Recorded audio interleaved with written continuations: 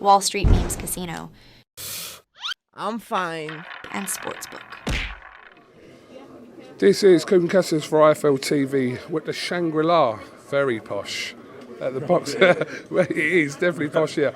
At the boxer event ahead of this week's show in Barnsley between Zach Chelli and Chelli-Simpson. I'm joined by promoter Ben Shalom.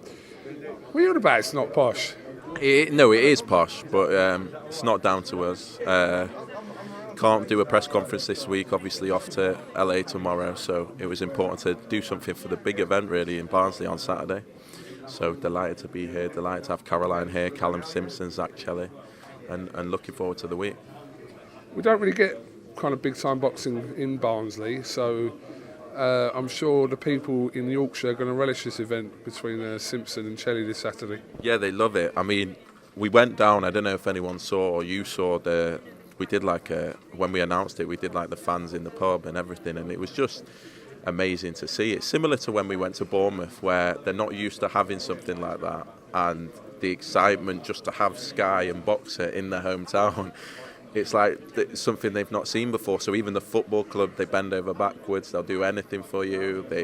This is like their major event of the summer.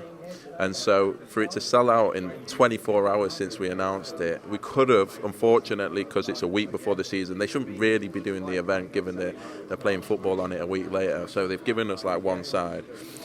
If we'd had more time, we could have done 15, 20,000. It is phenomenal, and credit to Callum because he's really got involved in the community and they're massively behind him. It's a massive event, as you said. Never really happened before. Zach Chelli gets his moment to headline, and it's a great fight, and it will be a great event. Yeah, I mean, we're predominantly used to seeing kind of boxing in Yorkshire, in Leeds, Sheffield, Hull, back in the day with Luke Campbell and Tommy Cole. But yeah, Barnsley's kind of been restricted to that, but this Saturday it definitely won't be. No, it won't. And look, it's a good card. Caroline Dubois returns as well against Maria Mineo, which is actually a really tough fight. Mineo's only lost to Lescano, and that was a clash of heads. So for the interim WBC belt, she's been waiting for it for a long time. Stephen McKenna in a fun fight against Joe Laws, who comes off the win against Michael Hennessy Jr. And then for the Irish fans on Sky, I just Conor Coyle and Stephen McKenna on the bill as well. So it will be a massive night. Obviously for Barnsley, this is everything, and I think they're ready to show what a night can be like in Barnsley. And look, we've seen what happened with Chris Billy-Smith in Bournemouth. It just snowballed. But Callum's got a really tough fight, and I think Zach Chelli is pretty confident as well. But if he can win, you know, Callum could do some crazy things in Barnsley in the next year or so. As you mentioned, you will be off to Los Angeles for a huge card for Riyadh season.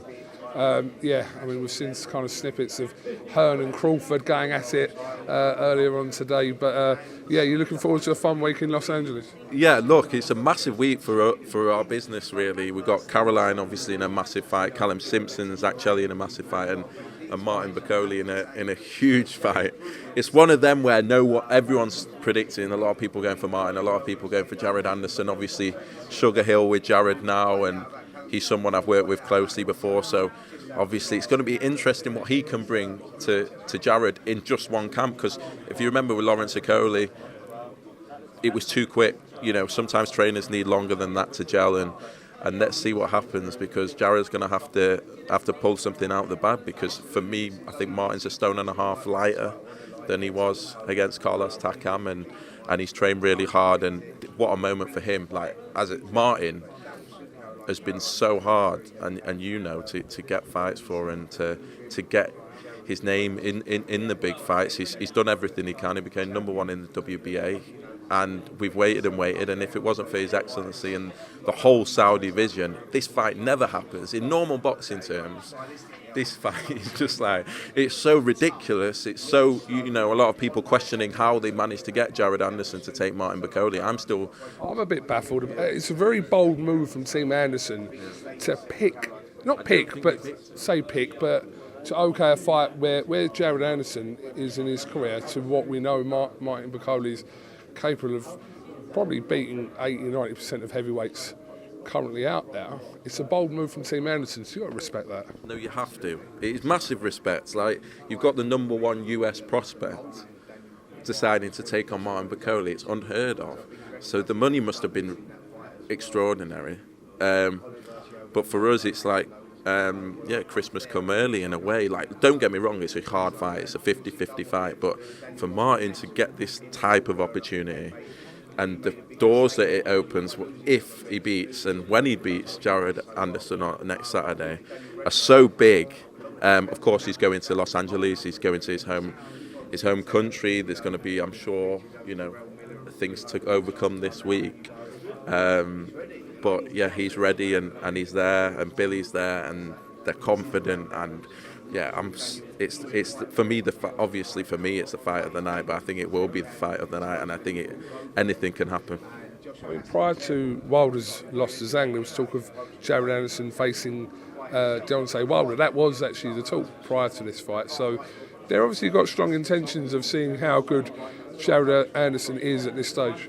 Yeah, and you've seen Turkey really likes Jared, and so they want to see that he's the real deal. Martin we were actually supposed to fight very, very close to the Joyce fight that Derek took last week. That was very close for Martin, but this is an even bigger opportunity. And Jared seems to be someone they're really behind. Looked as though it was going to be Wilder if Wilder had won in the 5v5, but as I say, like, these calls, it's unheard of, and every boxing brain tells you that this fight never happens. And to be honest, when it first got mentioned, there was a period where us and his management didn't even want to say anything to Martin because it's so ridiculous. You want to see it get over the line, you want to see it signed, and when it did, it's a massive test, massive opportunity, and couldn't be more grateful to Turki Al-Sheikh and His Excellency for providing Martin with such a massive opportunity.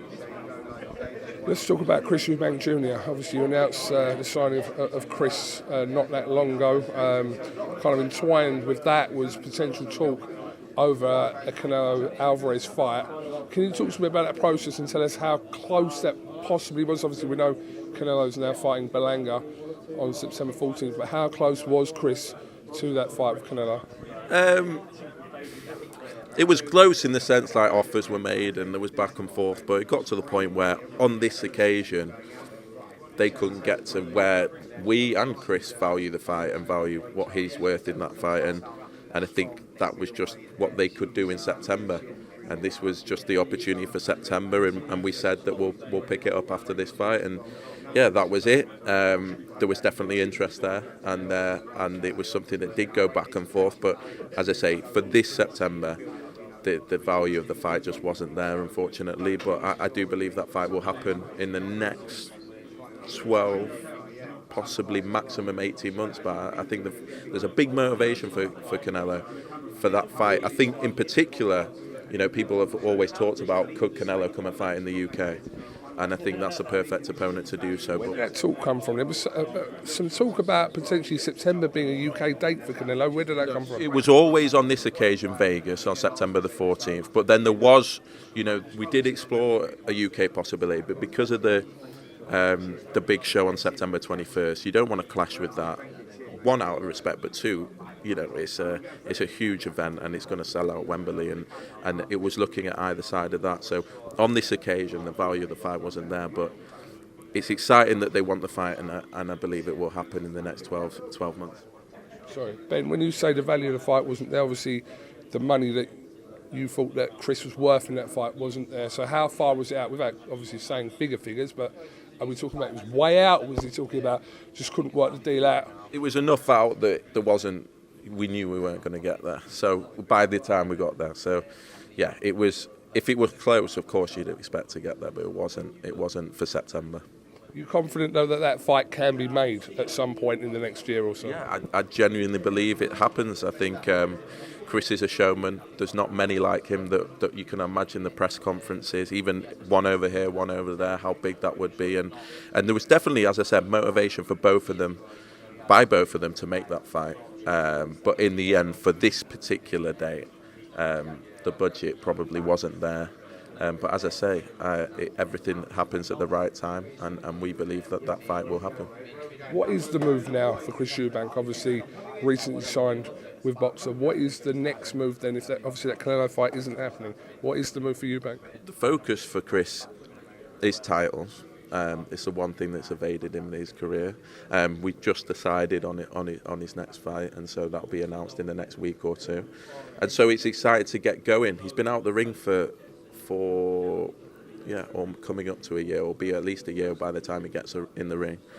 And so I think he's just raring to get out and get the fights and get the legacy fights that he wants, and before he hangs the gloves up. Which, for me, he's a young 35-year-old, and he's not taken a huge amount of punishment, and he's fresh, and he wants the big names. And for him, becoming a world champion before he finishes is a massive goal. In the UK or abroad? What his next fight will be, look, I can't say anything yet, but there will be an announcement in the next 7 to 10 days, I expect.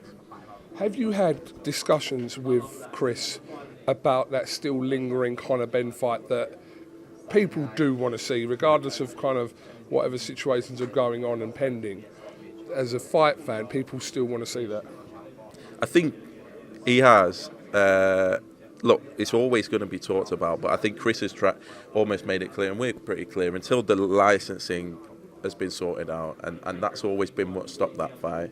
Until that's sorted out, it's not a fight that we're thinking about. It's not a fight that we can think about. No one can put that on currently. But obviously, I'm sure if you ask Chris, it's a fight that he probably thinks does happen before the end of his career. Do want to ask you about some comments that Liam Smith made on the weekend to several outlets regarding yourself. Just wanted to make some comment. I'm sure you would have seen them, Ben. Yeah, obviously disappointed, but I have to say we did have some great nights, and I have a lot of respect for him and his family. And we had the headline night and the 2 pay-per-view events, and I wish him nothing but the best, and do have a lot of respect for him. And I wish him luck in his fight coming up against Josh Kelly. Hopefully he'll do the business. Just a final one, did you watch Joyce and Chisora? I did, but the first 6 rounds, or maybe I was thinking, this is what maybe we expected, but you got to hand it to Derek. What a guy, what a character. Even I've said to him before, you should stop, but fuck it, he just does it, and he's a legend, isn't he? He's an absolute legend. Whatever guy does what he does and keeps coming and just doesn't give a shit what anyone says, and fair play. Be interesting to see what he does next, but what a guy. Obviously feel a little sorry for Joyce and his team, because it's been a big fall from grace in a very short period, but I think Saturday was all about Derek Chisora. Just quickly, Frank Warner's called for Fraser Clark and Moses Atama. Look, I think Wardley Clark's next. I think it's been ordered. That will be next, and then who knows in the future. But a huge rematch coming soon, and I think that's another one that will be announced very soon. In September? Very close to September. Yeah. Ben, thank you very much for your time. Safe trip to LA, and no doubt you'll bump into Colin McGuigan out there, who's representing IFL out there. So, thank you very much. Top man. Thank you.